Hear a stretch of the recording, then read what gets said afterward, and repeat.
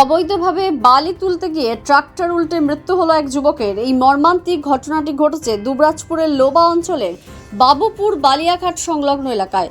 মৃত ওই যুবকের নাম জয়ন্ত বাগদি বলে জানা যাচ্ছে।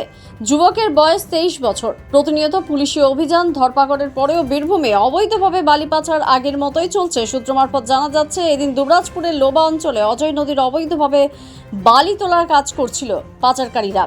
আজ অর্থাৎ শুক্রবার ভোরের দিকে একটু ট্রাক্টরে বালি বোঝাই করতে গেলে ট্রাক্টরটি উল্টে যায়।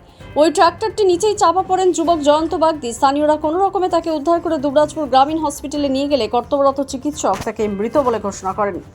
আমরা তো বাড়িতে ছিলাম, আমরা তো জানি না।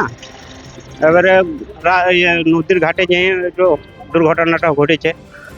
আমরা সকালবেলায় ঘরে ফোন আসে যে এরকম হয়েছে দুর্ঘটনা। মোবাইলে খবর দিয়েছে যে গাড়ি ঢাকা গেছে এরকম।